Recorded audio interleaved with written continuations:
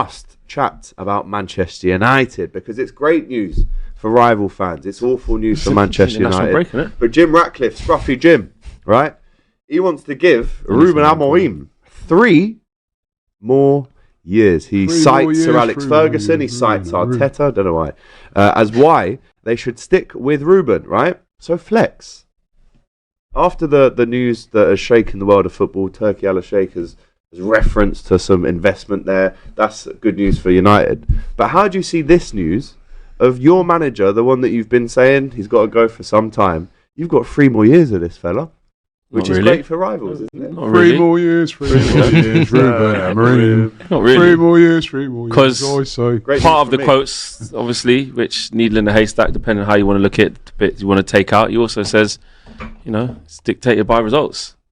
It's not the first time an owner or minority investor comes out and says, well, we back the manager, we want to do that. Yeah, it's good, it's cute what you want to do, but if you keep losing football matches, they won't keep him for 3 years. Ten Hag got backing as well. So we see the vision, we want to see this.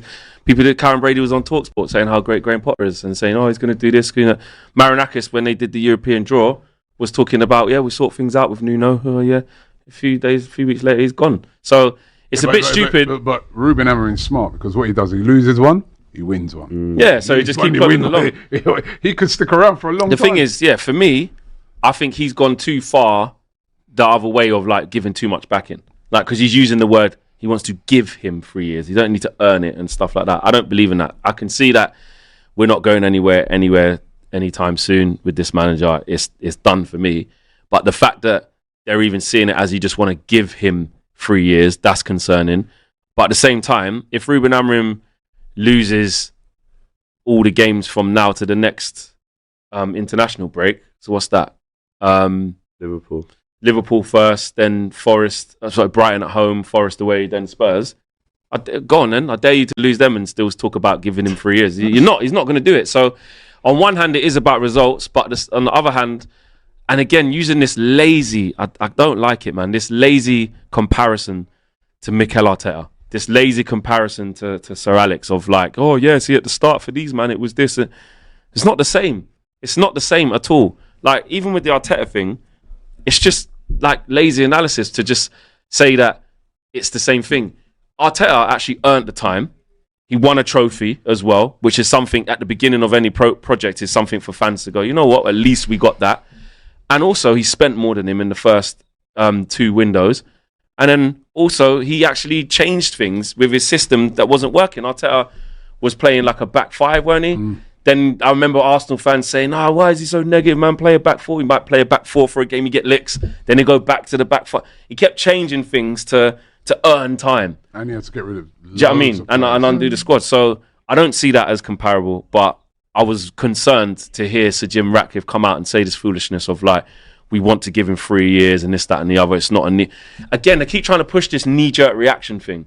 And to me, that's a dangerous line to suggest to Man United fans who don't see any vision with Ruben Amorim that this is knee-jerk. It's 50 games, bro.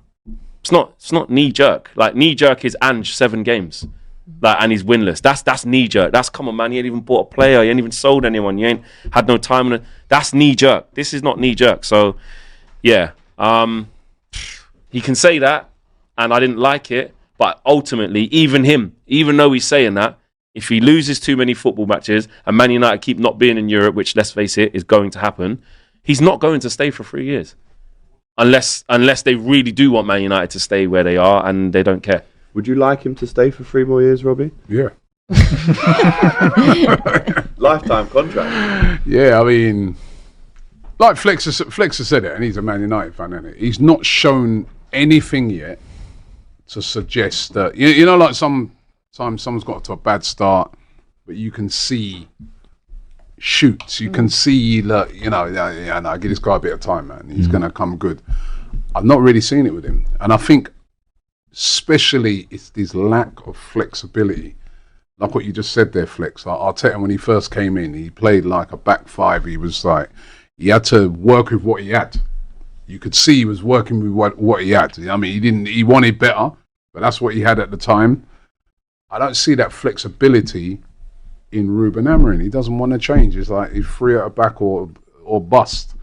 And in the Premier League, when you're coming up against so many top sides with top players, with top managers as well, teams down the bottom have top managers that have been top managers elsewhere, managing them.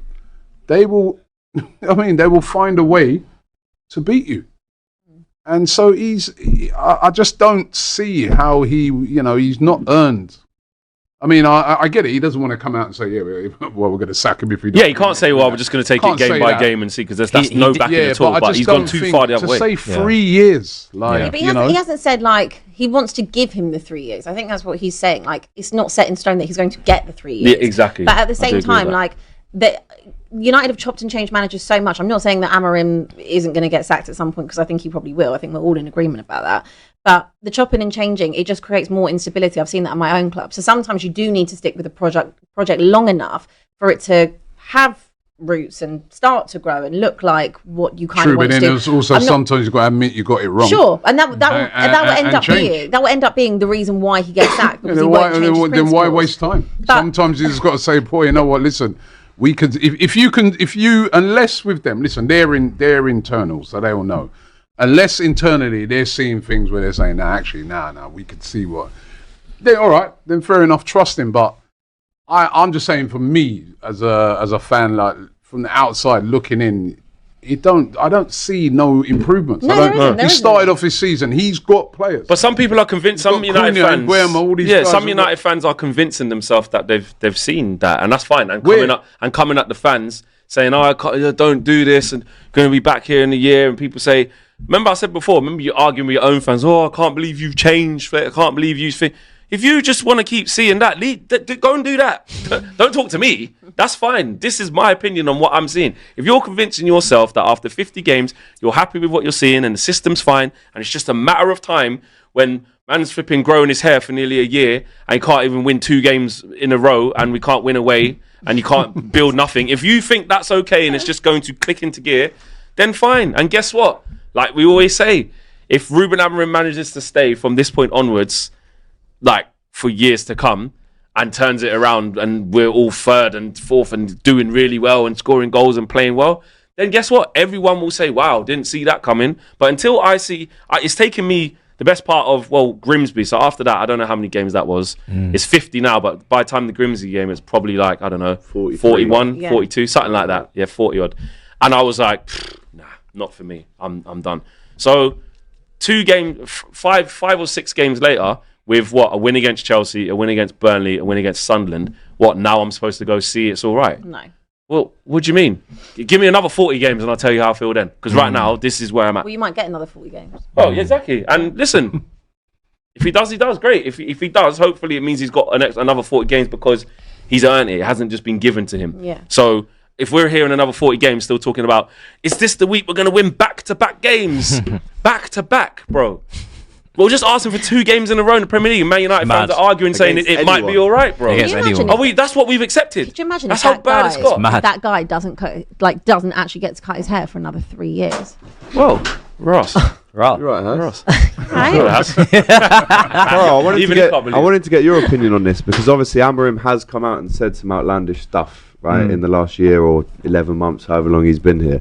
Is there a chance for maybe you to bring him to the stand and maybe question some of the things that he said that he would do and hasn't delivered on? I already have somewhat, to be honest. It wasn't exactly under the HMRC format, but I believe he's one of the greatest con artists to ever be involved in football, because how he's managed to string this fan base along for so long and still convince upper management ownership to say, we might give him an extra 3 years, and fans flex, I know you don't want him there, but say, well, if we're going to get a bit more of this, then hopefully it changes. He's the Pied Piper. Like, whenever I watch United, I think, okay, at some point, we'll see their principles. At some point, we'll see their style of play. It doesn't matter if it's 3 at the back, 4 at the back. How do United play football under this manager? And we don't see it. And to be honest, you probably should have seen the signs come in, because this guy was shopping himself around, doing interviews here, interviews there, trying to get a job. And everyone said no, except Manchester United, and that's where we ended up. He was actually busy shopping, literally. Yeah, he was busy out shopping.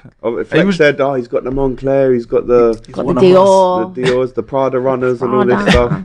Matt Gaffer's got drip. That is the truest line ever. You did just buy into. Of course. The visuals. Materialism. But you And the can't words. just- Great words at the start. but it's actions, isn't it? Like, course. in any relationship, it's like, it's not just about looks, it's not just about, the words, it's about what's underneath. But even with that, like, I think, I can't remember what month it was, but he basically turned around and said, right, we don't care about winning games in the league. We're going to win the Europa League. You don't win the Europa League final. He stands, I don't even know how he had the audacity to do this. He stands in the middle of the pitch at Old Trafford to address the fans and said, well, was the storm... Storm's gone. The storm's gone. Good times are Better coming. days are coming. And within Still looking for the him. first month of the season, you've lost to They lapped it Grimsby. up. You've lost During to the Arsenal. storm as well. During the storm, they're still in the storm. The No, storm's there's a not storm at that game. Remember? So it's like Literally. I think Sir Jim Radcliffe might be a bit deluded to think that there is going to be 3 years. Maybe it's just to give a bit of hope. And like you say with Karen Brady and Graham Potter, he might be gone within 5 games. We never know. But I don't even think he should have made it this far. I think once last season was over, I think that was enough. After the transfer window was done, that's all the business he could do.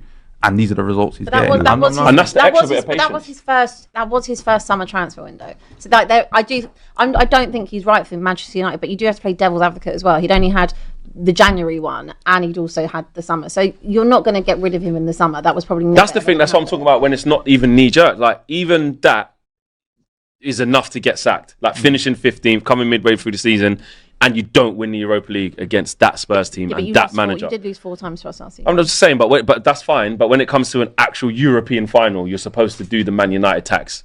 You're meant to. That you were 17th, lost more games than us. You're a worse team than us in isolation, that tax and you ran still out. couldn't win it. Yeah, That's what I'm saying. Four of my wins last season, they came against you. This is what I'm saying. So what I mean is that even the Man United fans then, because I was in that camp of like what you're saying. All right, go and show us that this was an anomaly. Go and show us that that was just a tough time. You're gonna get more time on the training field. He keeps talking about that so much.